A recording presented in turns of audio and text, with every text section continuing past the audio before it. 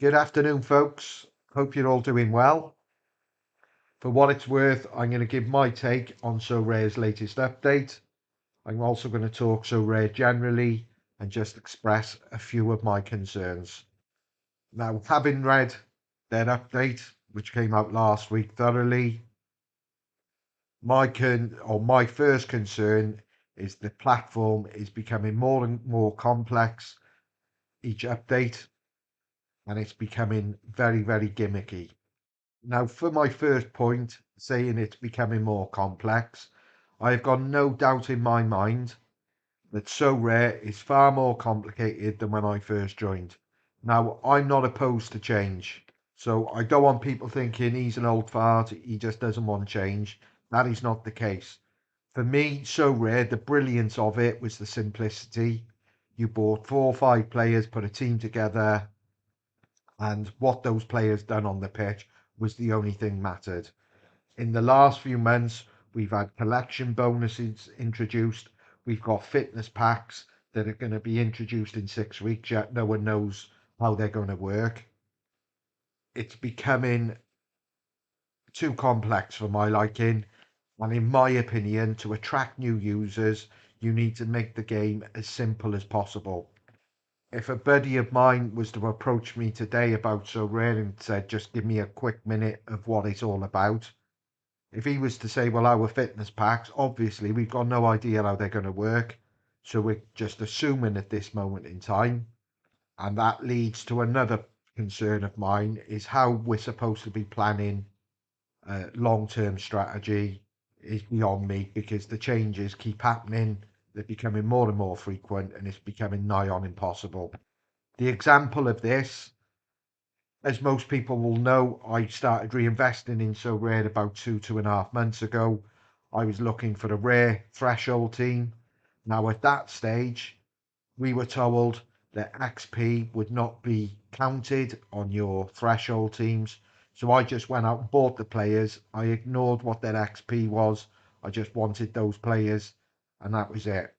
Now we're told on the latest update, threshold teams, they're increasing the threshold what you need to hit. So it's going to jump to 300 points now, not 250. However, all XP will count on every player. Had I known that, I would have taken more care in the players I bought, looking for the highest XP as possible. Now I'm just going through my gallery and I'm quite fortunate because some of, or the majority of them, are decent XP, but that's more luck than anything else. I didn't give a shit at the time what they were because obviously they had no impact. But Demre here, for example, he's only 3.5%. Had I known, I would have looked for someone at least 5%. So this is what I'm talking about. Planning ahead. If Sorare they're just going to keep putting out updates every couple of weeks, moving the goalposts, it becomes nigh on impossible. Sorare, in my opinion, have got to realise people and users are investing their hard-earned money on their platform. It is not fair for the goalposts to keep moving whenever they fancy bringing out an update to increase their revenue stream. It is totally out of order and people will get fucked off and leave the platform. Now, I've already mentioned fitness packs.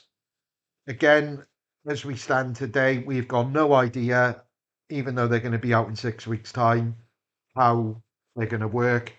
My interpretation is once you've used a player and they're on 10% fitness, they're going to drop 1-2%.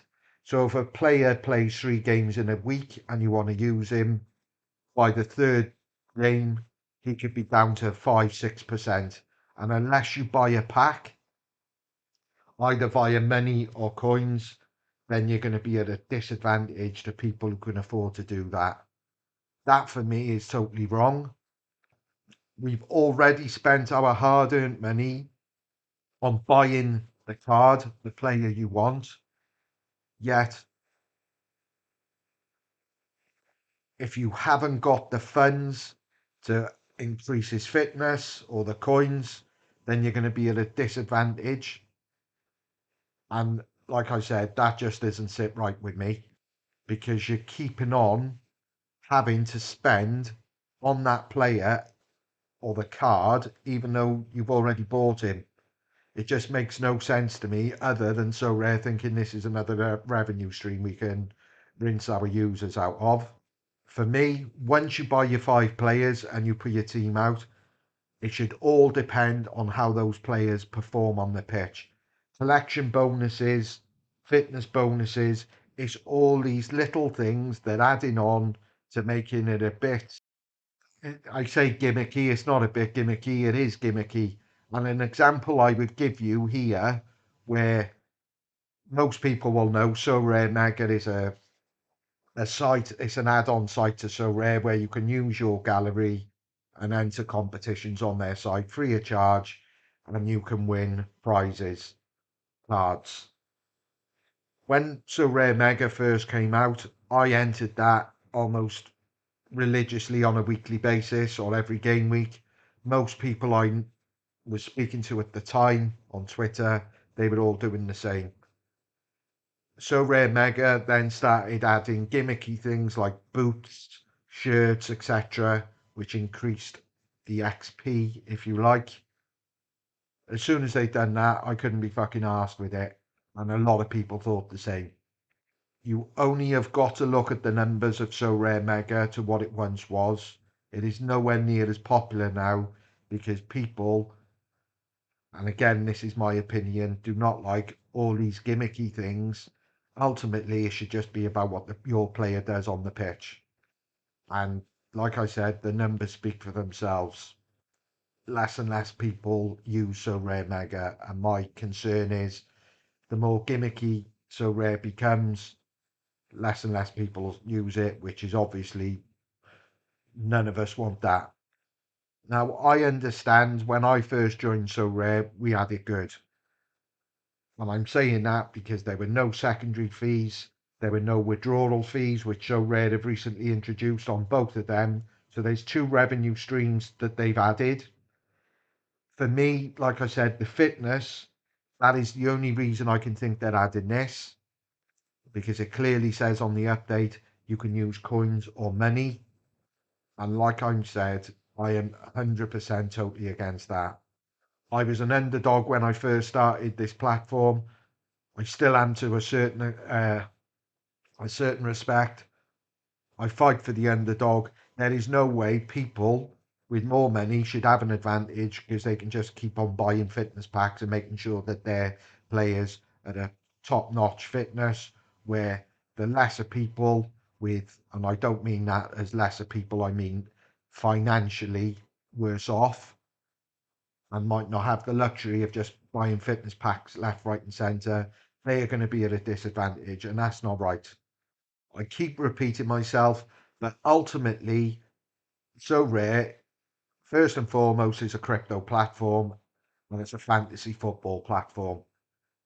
Ultimately, it should all depend on how your players that you've purchased perform on the pitch. Nothing else should really matter. By adding collection bonuses, fitness bonuses, and all of that, it's just it's giving people, in my opinion, with a higher budget, more chance of succeeding. If I win, I want to win knowing that I've played on a level playing field. I don't want no advantage over anyone, and I certainly don't want anyone having an advantage over me. Unfortunately, with all this introduction, that is exactly what's going to happen.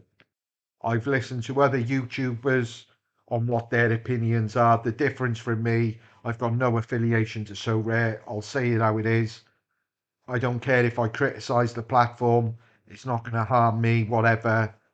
Other people, it can affect their earnings, etc., from affiliation. So they might not be as outspoken as I.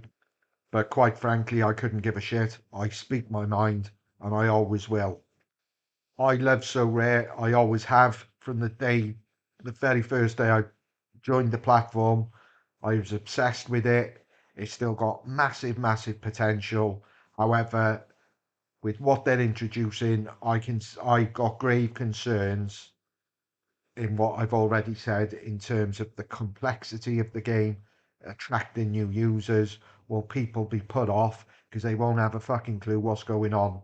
Because, like I said, for the example, fitness packs, less than 6 weeks away of being introduced, yet no one is any wiser.